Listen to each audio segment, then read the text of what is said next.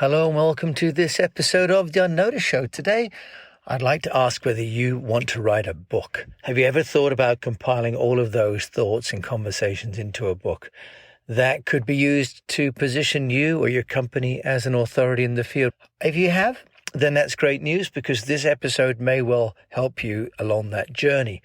I'm sharing because I'm midway of getting my book together. So on this show, I want to just share with you just briefly some of the learnings and some of the tools that I've found to help me do that. Now, first of all, this book is going to be a compilation of interviews that I've done on this podcast. Now, I've interviewed over 70 people in the UnNoticed series, and what I'm trying to do is to showcase all these conversations that I've had with these brilliant people from around the world. But what I'm also trying to do for the reader is to structure them within the framework of what I call the Speak PR methodology, which is storify, personalize, engage, amplify, and to know. Now, I think that's important because when we lay out the book, we have to bear in mind really where we're going to go with it in terms of the structure. And if we don't do that, then it can drift. And I've been taking a book writing course, and it's fantastic. One of the things that it really talks about is the need to determine the structure of the book. I guess much like building the foundations of a house, you need to have a plan first. Otherwise, you just start building, and then you can find yourself with walls in the wrong place. So the second thing I've done is to look at the content I've got and look at the audience. Now, of course, the audience is the same as this podcast. It's for those people out there, for you, that is trying to get noticed, but doesn't necessarily have the resources to hire an agency or the time to hire an agency.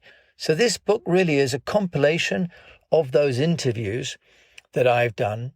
Now, the problem is that some of those interviews have not conformed to this strict 5-stage methodology because conversations I've been having with people have been within a framework, and I've been trying to introduce people to the show that might answer one area, storification or personalization or engagement of content or amplification or quantification. But of course, people will spill across. And I also have both entrepreneurs and experts on the show. So I've got different perspectives around the same narrative.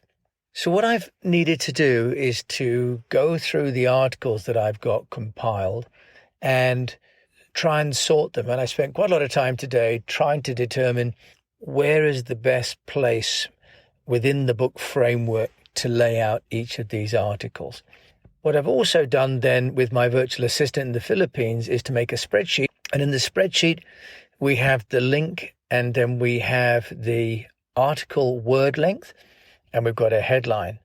So the organizing of the content is one of the biggest headaches for me anyway, because I'm not an administrator. But luckily, Alex, the virtual assistant in the Philippines, is helping with this. What we had done for each interview was to actually take the transcript, which was taking place in Otter, and give that to a journalist in the Philippines to write up after each episode. As a result, I've got some 75 articles between 900 and 1,800 words that have all been written consistently over the last 12 months. Now, we did very well with one writer for the first 9 months, and then they dropped off. And then we have a replacement writer, so we have a slight difference in styles. So we're going to have to go back and polish the episodes that were in the transition phase so that we can try and have the same narrative. Now, one of the ways that I've worked to structure the positioning of the book is to say that this is a book of articles curated by me. And I think that's important because if I claim to be the author of all of these articles, I've got a couple of issues.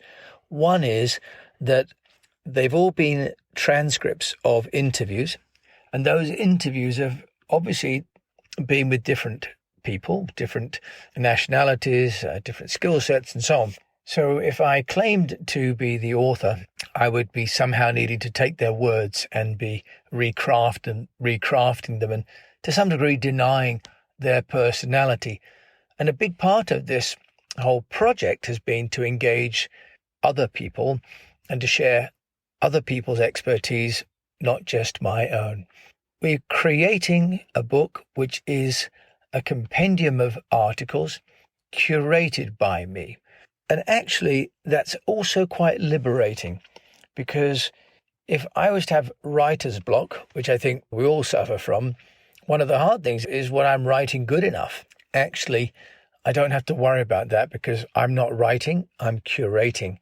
So I see this first book as, if you like, a practice project, a pilot, if you like, a pilot book, where I can learn some of the process skills that are required for writing and developing a book without the need to be the author as well.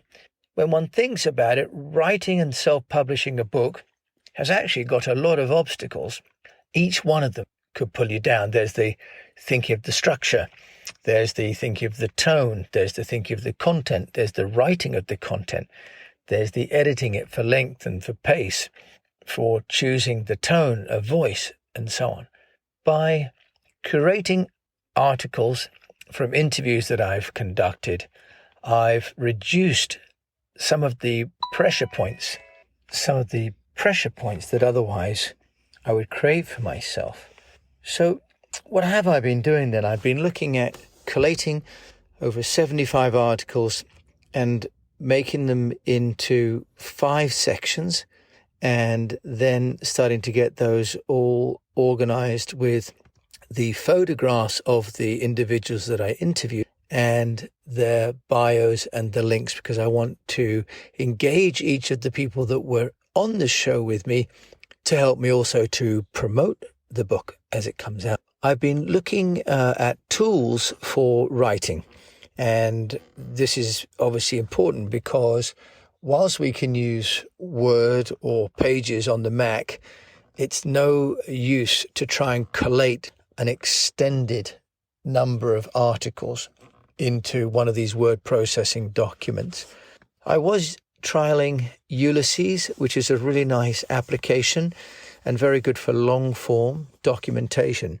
The issue with Ulysses is that it is Mac only. And one of the lessons that I've learned from using Descript, the video and audio editing software, is it's very useful to be able to have collaboration with my VA and with other people, including the people going to do the book layout. I found a software called dabblewriter.com, and this allows shared writing, and one basically downloads the app, works in Mac and also PC, and what you write in your desktop environment then automatically is sent up to your cloud. Now, I just use LastPass and share the login with my VA, but you can actually also upgrade to have teams to collaborate. Just the basic version is $5 per month.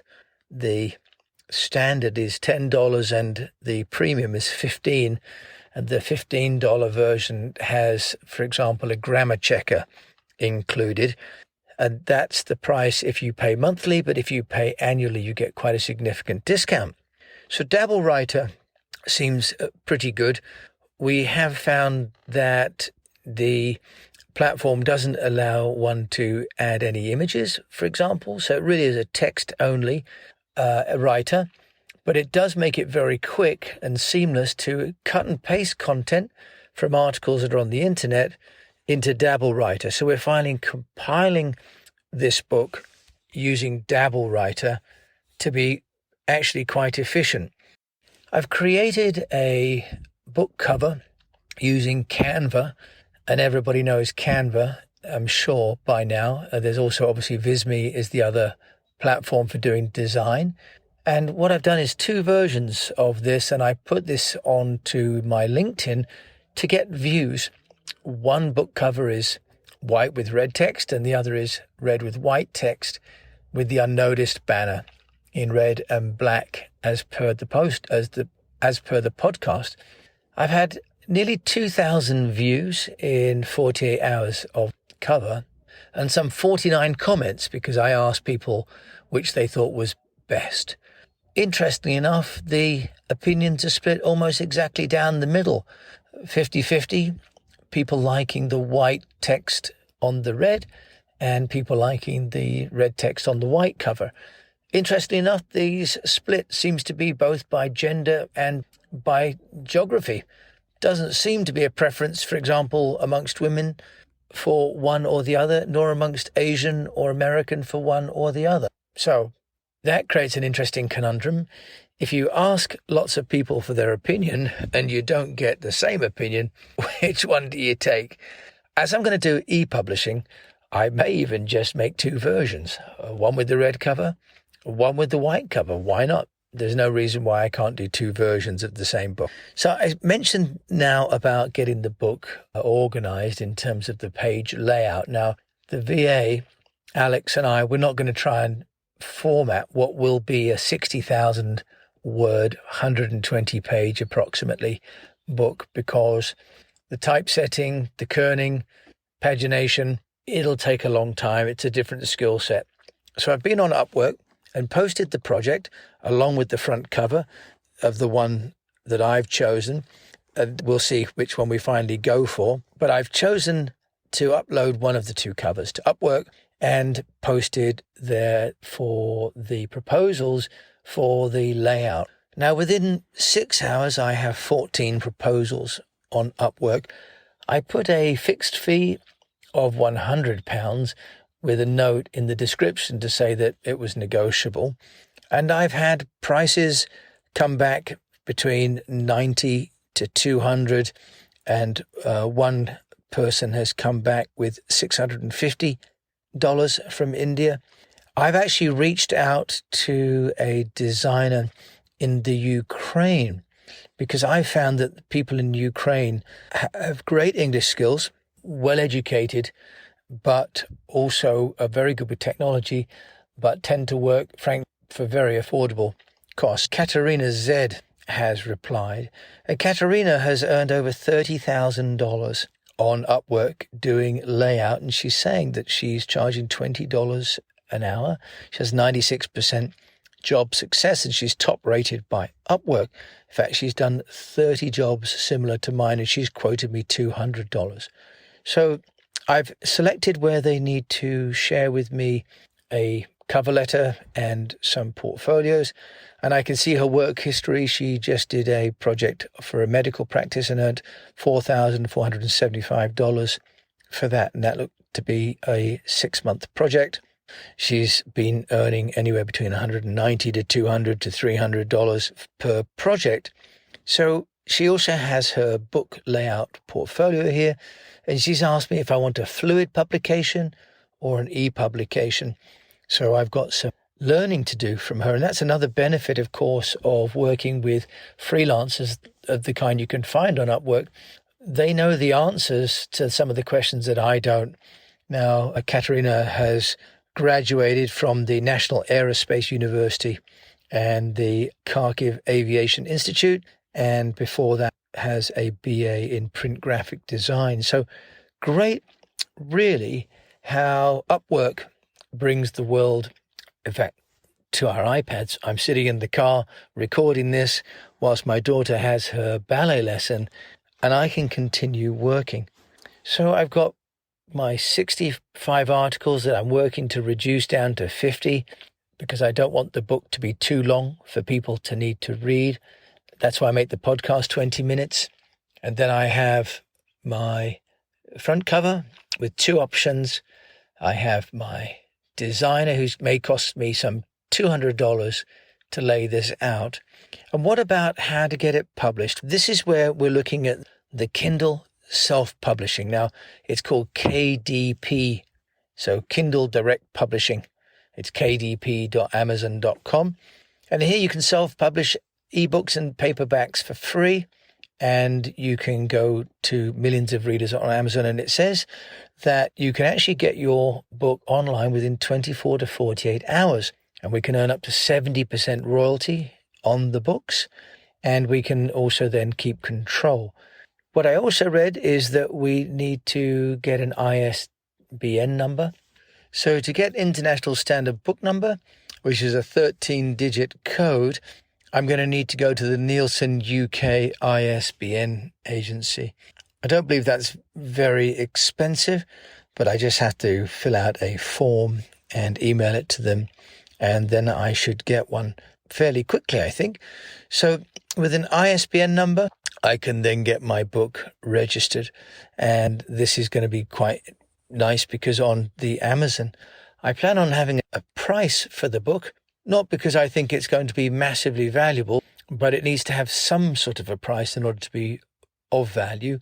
But also then, of course, I can give a code and promotion code to give value. If I was to say it was for free, then, of course, I've got no way of demonstrating that there's value to the book. So I've decided to issue a book, and I'm obviously aware that this is not going to be the world's bestseller, but what I also want to do is to get started. And everything one reads about publishing books is that most people stall just because they're hoping it's going to be the perfect book or the one book that they ever publish. I think a bit like going to the gym or going for a run, to expect to have the ultimate workout or the ultimate time in a marathon on the first outing is probably a little bit ambitious. So I've determined to make a compilation curated by me, which then supports my podcast, which then recognizes the contributions of my guests to the podcast. I'm going to include the contact details of the guests that I have featured in the book so that they can collaborate with me and share the book, and work with freelancers in the Ukraine to help me to make it look professional. And there are some great pieces of advice, over 50 experts with their strategies on how a person or a company can get noticed for free, on storification, personalization, engagement amplification, and knowing the numbers.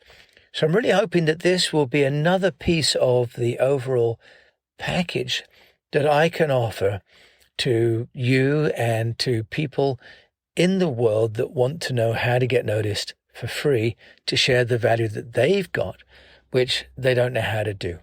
So publishing a book, hopefully this is something that you might think about yourself, and maybe today's podcast gives you some idea of some easy and simple, if you like, hacks and tools. The overall budget for the book will have been no more than $500 by the time I've paid for all the editing and the layout and the publication and the distribution.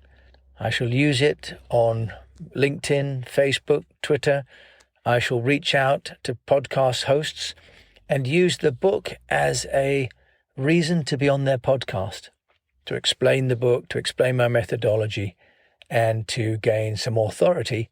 Because as we know, the word authority comes from the word author. And this is my first book. I'm hoping it's not my last book. In fact, I've already got some other books planned. But by learning some of the basic steps and sharing them here, I hope that I've demonstrated that book publishing is within reach of us all.